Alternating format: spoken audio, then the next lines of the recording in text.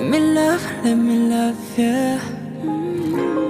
Hey you guys, it's Midnight here, back for another video. And today I'll be doing a review for the 2023 Chinese drama, The Starry Love. It starts off with the queen of the human tribe gave birth to twin girls, respected by the entire tribe. The older sister, Qing Kui, who is gentle and kind, is betrothed to the heavenly prince. The young sister, Yi, smart and cunning, shunned by her own people, is betrothed to the demon prince. Due to a mix-up, the two sisters are married off to the wrong husbands. It paves the way for two beautiful romances and also ignites a conspiracy that shakes the four realms. Going into the characters, you have Xiaodian, he starts off like very cold and very pretty much kind of like distant. And then throughout the drama, he pretty much opens up and becomes more emotional, like more in tune with his emotions. Then you have Yi, who is of course smart and cunning. And then you have Xiaofeng, who is the third prince. Then you have Qing Kui, who is of course young, gentle, and kind. Going into the plot, one thing that I have to say is that I really did not know if I wanted to watch this show, given who the male lead, the actor who played the male lead, Xiaodian, because in Goodbye My Princess, he was an a-hole, and I did not like his character at all. So I was kind of like a bit hesitant to watch this because he was the male lead in it.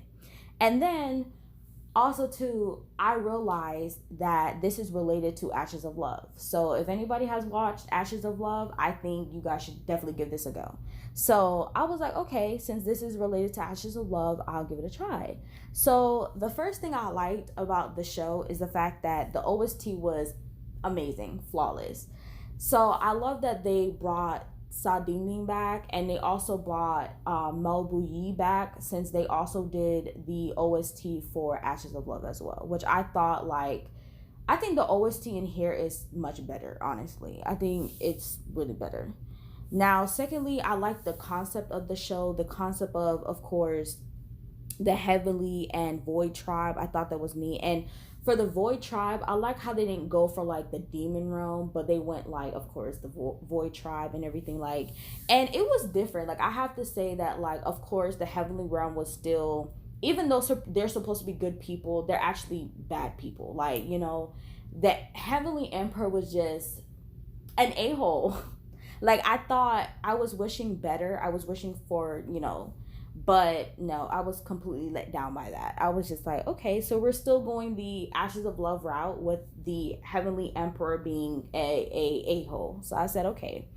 And then, of course, the Void realm, I would say they were better. Like, the Void Emperor, he was decent.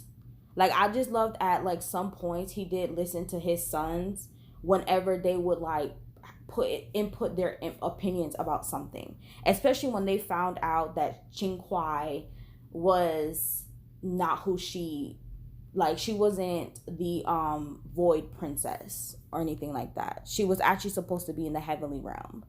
So yeah, and I just loved how he listened to his sons about, you know, them not, that the fact that they shouldn't kill her or whatever. So I loved it.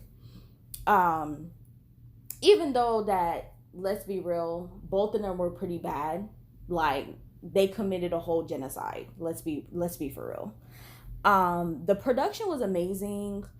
The cinematography was also amazing. I love the colors, the color palette for this show way better than the color palette in Ashes of Love. I feel like they really made up big time with Ashes of Love, because the CGI in here was perfect.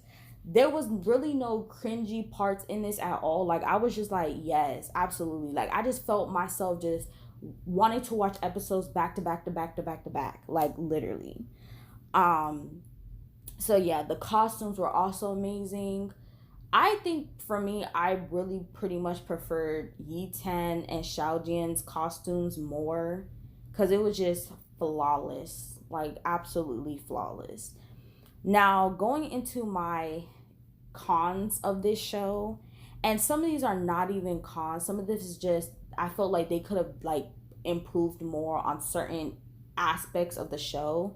The first thing that I, again, do not like about the show is Xiaodian's voice. Like, it is clear, like, it's obviously clear, especially if you watch Goodbye My Princess, that his voice was kind of like dubbed over, which is kind of a stable within Chinese dramas, because there are actors who cannot speak fluent, or not fluent, but like, China has a lot of accents, so even natives can't even speak perfect Mandarin. So it's kind of understandable. But at this point, like, I just felt like they went overkill with the fact that Xiaodian's voice is like really, really deep. And I can't even take his character serious sometimes because of how deep it is. It's like really bad. And secondly, this is something that like I didn't hate, but I felt like they could have done better with, is Yi Tan's trauma. So clearly Yi Tan, because she is she's not a bad person, but she's of course supposed to be married into the Void tribe. And so this makes it this makes it to a point where her own people kind of like don't like her, and they kind of like, distance themselves away from her and stuff like that. So she gets basically shunned by her own people, like I mentioned.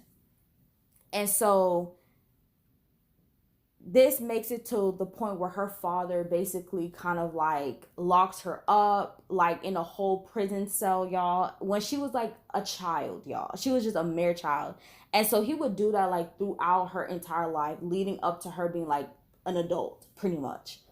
Y'all, it was sad. And so then it even comes to a point where her maids don't even like serving her. They want to serve her older sister, Qing Kui. Like, it was terrible. And I felt like they could have done better, like, expanding off of that. Like, obviously, when she gets married to Xiaodian, there are parts in where, like, certain things does kind of, like, trigger that trauma within her. But I felt like they just could have done better tackling that, because Xiaodian doesn't even notice. Like, he obviously recognizes the issue and the fact that, of course, one of the biggest things that she wanted to do was go to school. And because she was defending another girl who was getting bullied, she was unable to go to school because of her behavior. And so the professor didn't want to teach her because of her behavior and her attitude. And so Xiaodian, of course, asked the professor to like let her go to school and da da da da da. But that's it. But he doesn't really recognize the trauma until like later on, like after they're pretty much married. And so he helps her mend her relationship with her father, pretty much, which I thought was nice. But I feel like they could have like really go deep into like how your childhood affects how you are when you become adult, pretty much. So yeah. But overall, I think this is a good show. I'm definitely going to rewatch this show. So, absolutely. So, again, I feel like if you watch Ashes of Love, you should definitely give it a try. So, if you like this video, please give it a thumbs up and please do subscribe and please hit that bell notification for more uploads from me. Bye.